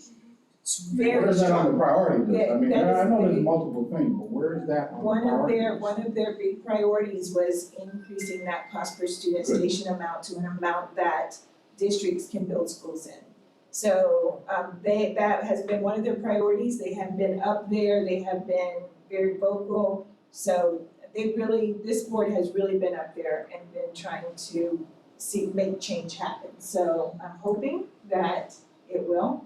I know that other people are doing the same thing, so I'm hoping that we will see a change in that. But as it stands right now, if we did not have that sales tax right now, we could not build schools. And there are districts that are in that spot right now, where they have growth happening and they cannot build a school because they do not have another outside source of funding to do so. Yeah. So, Interesting. So they're supposed to put them in portables or Right. literally? What, So, would that require an amendment? Ms. Fleming just wanted to say this is the first time in years that the legislation has met with this board, with the board. So they really are, they're up there, they're fighting for us, they really are. That's where And they they were were after the calling last us meeting. while they were there I asking know they're in questions Tallahassee, but I'm, to, really do this. where is this issue on the list of topics Mhm. that are? It's only gonna get more expensive with people continuing to move down here. Fortunately, the legislature has been relatively decent with the FTE, but it could be better, a lot better. Yes, I think it could be a lot better based on my very limited, being a new to this committee, but based on my very limited reading of the budget and learning and how much is allocated to the FTEs and all that, I'm like, wow, is that all? Hmm? So just to. That's the first thing. My wife's a school teacher, and I was sitting there at home reading it, and I says, do you know that this is all, I forget the number, but that's Yeah, allocated? and I think per what student? happens is when you talk budget, right, people hear $2.4 billion. And what they think is, how can you not make it work with $2.4 billion? They don't understand the pieces of the budget. I can't give raises with a large portion of that, right? So I'm limited in the way that what we can use the dollars for, and that's what the general population does not understand. I've even had these arguments with my husband, because he's listening to talk radio that says they have $2.4 billion, and he comes on and he goes, you have $2.4 billion? I'm like, yeah, let me tell you how it breaks down. Oh, So, yeah, I can't. Well, use it for this, we're I not can't a use it for for-profit, we're not a for-profit entity. no. So then our top side is limited, right, by taxation and funding in that way. And so we're limited, we're not getting more based on output in general, I don't mean like, additional funds from the state. But we also consume private resources, whether it be in the form of labor and competing on a labor market that has jobs outside of the district, and goods that we consume and construction costs that we consume. So you're limited on the top side.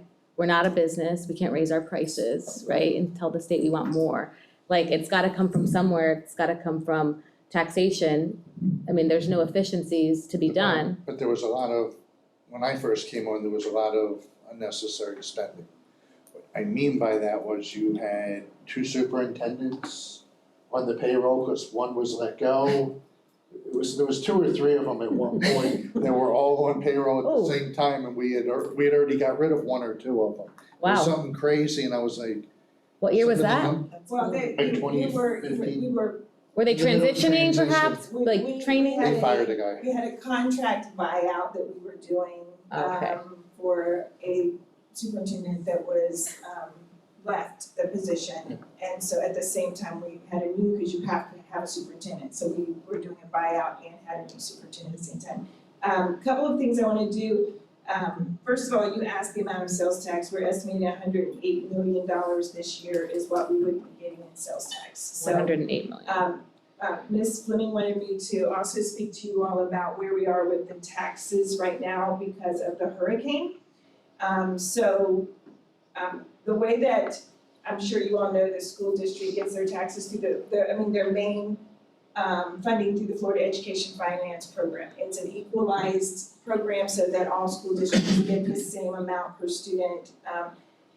If you're a high tax county, the majority of your funding comes from local taxes, and then the state makes up the difference. If you're a low tax district, your funding mainly comes from the state. So what happens, so let's look at us in Hendry County. Hendry County is a low tax county. They get the majority of their funding from the state. So any bump in their taxes aren't really going to affect them, right? They're gonna get the same amount throughout the year. They're gonna see it coming in. It's gonna be an even keel type thing. However, Lee County is a high tax-based county. 61% of our funding is from our tax base, right? So Real estate sales? Hurricane Ian just hit. What happens, right? So we have had a large population of our community that was devastated. Homes are gone. So taxes now are changing. There's more spending though. There's more spending on supplies, there's more spending on homes, more people Okay, that had homes destroyed or buying But real brand estate new. taxes you're referencing, right? The And they could market. apply it for Property forgiveness. taxes, property taxes. Let's say they're Okay. going, they're going Talking up. about sales. But it hasn't happened It is going to yet. happen. It will happen. But people, so the tax, and I'm sure you all, if you're property owners, you realize you can get your normal tax bill when you would normally have seen it, right? So we've seen a delay. Now, when we get our funding, we, because of us getting our money from our taxes in November, is when we see the money come in, right? So the first round, if you have a mortgage and people want to get that discount, so they pay in November, that's, we see a big, large influx of dollars that come in November. Until that point, we're scraping by with cash, right? It's down to cash because we're using reserves at this point to carry our cash through for us. So what happened with Hurricane Ian is it hit, everything stopped. So your tax bills didn't go out until after Thanksgiving this year. So December. Yep, so we got very little in November. in December, we got a little bit more. We were $280 million down from what we thought we were gonna be. I will answer that question in a minute. I just saw pop up, so I was like, wait, So, 280 you said? we I'm were doing. $280 million down at one point from our estimated, what we're gonna be. So we've gotten money then in January, which, we got a big lump, in January, dropped us to about 80 million, that we were. So we're in that spot where we haven't collected the taxes that we thought we were going to collect by this time. So then the abatement, you all have seen the abatement information. And so the abatement information is out there. And so if your home was uninhabitable, then you have an opportunity to apply for a refund of your taxes. And so that is happening right now. People have been receiving the notices and then applying for the rebate. So what happens with the rebate is, I gotta give that money back, right? So if you had a $100,000 home, you were granted a $50,000 rebate, they come back to me for my share of that, what I was paid for that $50,000 to give back to you. So we had met with the property appraiser's office and had some discussions about what does this look like, right? Because I have cash issues, I'm already down, now I'm gonna turn around and start paying people back. So where does that put me? And then, not only that, but remember, I'm 61% funded. Now I don't have, now I'm giving money back that I had previously collected. Now I'm giving money back to people. I'm not going to collect at the rate that I was supposed to collect at to keep me even with other school districts, right? So now my funding per student is going to be a lot less than the funding per student that other districts have. So we went and met with them, we talked with them. They explained that it's not 100%, no one will get 100% refund, right? And they said, I think it was $40 billion. How they explained it was there's this cone, this shape, Fort Myers Beach, Sanibel, parts of the Cape that the homes are mainly uninhabitable in, right? In that area, they estimate that the land value is about $40 billion. The improved value is $66 billion. That was their estimates, like they, just very preliminary because they don't know every house at that point. So that's what they said. They said about 66 billion. Now that 66 billion is the amount, that's the improved value that would be eligible for the refund because your land doesn't change. So it's only that amount. So and then they said the county was estimating about a 25% rebate, right, is what they were looking at that would probably end up going through. Doing the math, I took the 66 billion, I took our numbers that we generate from that 66 billion, oops. She's out, so hold on a second, I'll let her back in. She got knocked out, sorry. I took the 66 billion, I took what we generate from our mills, and I went at a 20%, right? And normally I'm very conservative, but I'm thinking, okay, 25 seemed high to me, so I went 20%. $50 billion is what we're looking at that we could possibly have to pay back to homeowners in refunded dollars. 50 million, that's a million. Yeah. I meant million. Million. Yeah. Thank you. Million, $50 million. My payroll for 1 month is $60 million. So that could be the difference between me meeting a payroll in 1 month, right? So Any help from the state, all these So DeSantis funds or? our board has been very proactive in this as well. So while they were up there, they asked, what are you gonna do for us? Like, we could be out this money, what are you gonna do? So they've been up there, they've been asking, they've been working with the county commissions and everybody, county commissioners, trying to figure out what we can do to try and recoup these dollars that we're gonna be at a loss in. That's a big chunk of change for us, right? So it's very scary for me, a lot of sleepless nights. Yeah. Trying to figure out, and then the timing of it, right? Because remember, November is when I get my cash. They're gonna start paying rebates in May. my money is starting to go down, May, June, July, you know. And there's no balance sheet in here on the budget, you know, so it's like the P and L for the year, the planned P and L. And I noted that of the budget, you've got a large portion that is set specifically for expenditures, and then that reserve that you're referencing, it's not like a traditional reserve that you hold over several years for future costs and a savings, it's a reserve, a budgetary reserve, right? And so that's what you're referring to, kind of in a given year, you leverage that reserve or those unplanned funds to cover the cash shortage for the next year, but now that's even running out, and now we don't even have So enough. I set aside a $25 million contingency every year for emergencies that come up. And so you can see that's gonna eat my contingency in no time. And on top of all of that, I have Hurricane Ian expenses that are hitting us, right? FEMA doesn't pay right away, so it's a rebate, it's a refund, it's a refund of your reimbursement. So now I have Ian on top of that. So now we're paying out for Ian, my tax dollars are down. So we're coming into the perfect storm. Mhm. So, you know, people are like, really, like, you have all this money, it's like, no, I don't.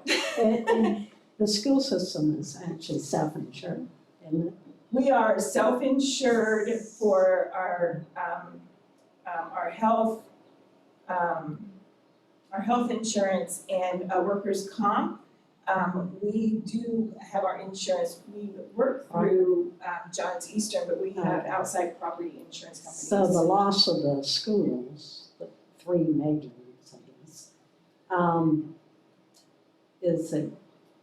is that gonna be taken? So care of? our insurance, it doesn't cover full loss, right? It only covers a percentage of the loss, and then FEMA picks up 75% after that. The state's supposed to pick up 12.5, and we're supposed to be left with a 12.5% for the school district. However, I will tell you, Hurricane Irma hit how many years ago? 5, 6 years ago? We still are fighting FEMA for Hurricane Irma dollars. So we're not looking at getting reimbursements anytime soon from FEMA. Yeah, I missed the last meeting because we were up in Panama City Beach where we had some property that we were taking care of. And, you know, they haven't recovered from Michael. Yeah. You know, they had destroyed schools and they're just hoping. Yeah. So we'd like to, if y'all don't mind, Charles asked a question, can Lee County have a specific bond issue for additional funding on capital projects such as schools? So the answer, the quick answer is yes. The long answer is there are strings attached, right? So we are not like a traditional, we're not like a county or anything like that. Anything that we do, the taxpayers of Lee County have to vote to do it. So if we go out for a bond, it has to go out as a vote to the taxpayers to do those bonds. We can do RAN or TAN for our general fund, and those are short-term loans that are due back. You have to pay them back at the end of the fiscal year. They can't go on beyond 1 year. We did go out because we did know that the cash flow was happening, so we went out for a short-term loan of $250 million. So far, we've not had to pool anything from that. So far, we've been able to make it work without it. And then on the capital side, the only thing you can do is a COPS without going to the voters and asking for those additional bonds or dollars. Does that answer your question? That's a mess. Okay. And wouldn't that be more expensive now in the rising rate environment? You know, if you're acquiring new debt in the current year, it's gonna cost you more. It could be. We're about to go out for a COPS. This will be our first time in this raising tax environment that we see what it really means.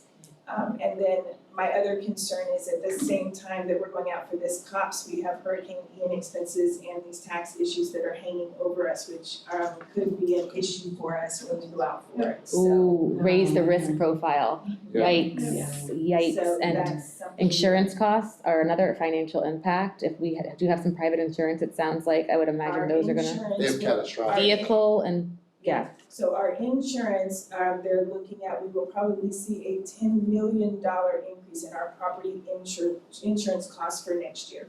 That's what they're proposing that I will see next year coming in. Vehicles too? 10 million, and that's property, I don't know where vehicles fell on that.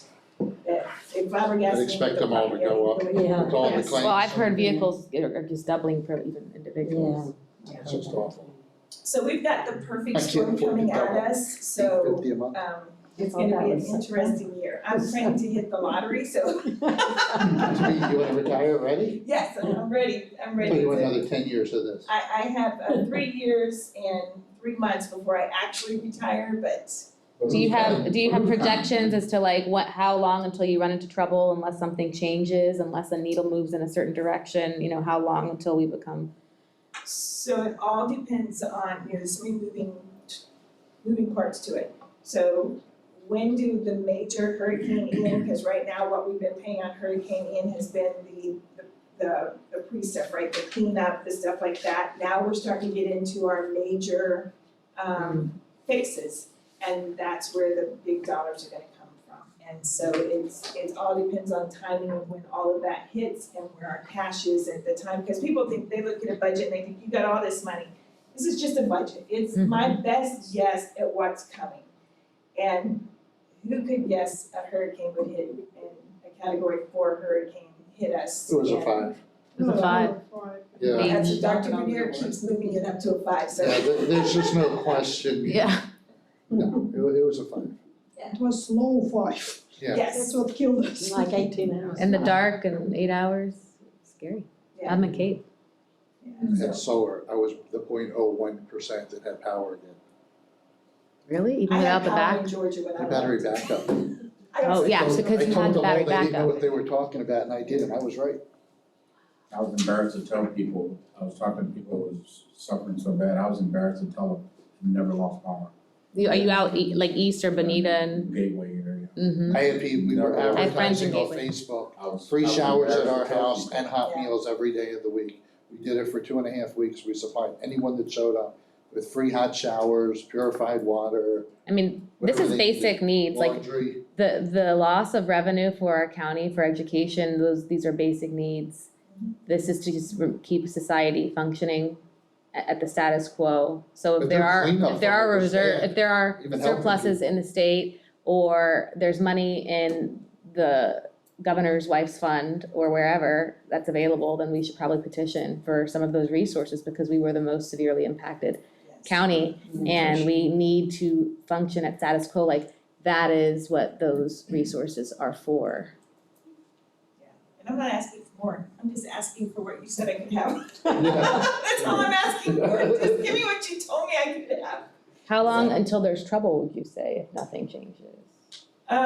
It all depends on when the refunds have to start being made and when they start processing these refunds. Now, I did talk to the tax collector's office and she said that as long as I had money coming in, taxes, they would pull the refunds from those.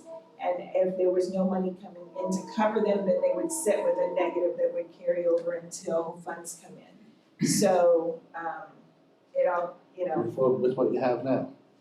Like IRS will deduct it from your refund. yeah. Oh, that's how it always, like, sorry, I'm a CPA, so there's literal protocols in place. They won't even release those, you know, if there's a refund, please. So, But you draw the tax money quarterly. I'm sorry, You draw the tax money quarterly. monthly, anything they get, they send to us monthly. Well, that's good. So, I'm waiting for the next one, it was supposed to be here, today's the 15th, right? 16th. It's supposed to be here today, when I talked to her, she said it would be probably the 17th when I'll see this month's, so we're waiting to see when it gets. Well, here. thank you for all your work that Yeah. takes care of my children that attend the district, because I know how hard that must be weighing on you. Yes. Like when you're feeling that stress and it's under your general direction, so thank you very much, because I know how Thank much you. work you're putting in right now. Trying to make sure everybody stays employed and we don't have any issues there, so that's my main thing is keeping the paychecks so people get paid, so, Yeah, well, that's something, you know, It's that important. and keeping the electric. we all on. should Okay, those are the important, so, talking about. anybody have anything else before? Moment, no, Okay, looks like that's about Kelly, it. can you hear me? yes, we can hear you. Okay, I have to get in my car. Hello, everyone. My name is Jalen Fleming. I'm sorry I'm having a lot of technical difficulties. I just wanted to really give a lot of kudos to Kelly. The amount of work that she has done and has ahead of her is a mountain.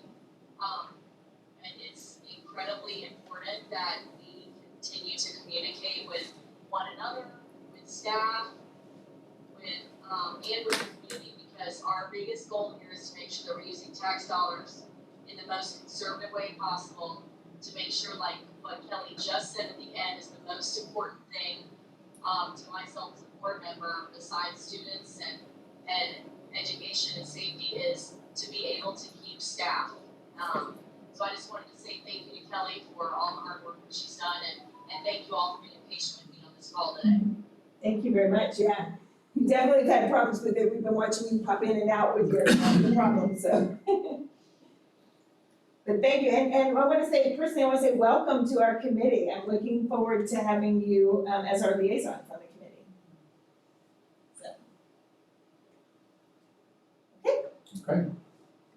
Mr. Chairman? I guess with that, anybody have nothing else? Let's adjourn this meeting. Do I have a motion to adjourn? So moved. Second? Second. All in favor? Aye. Thank you all very much. That's a really good meeting. Everybody.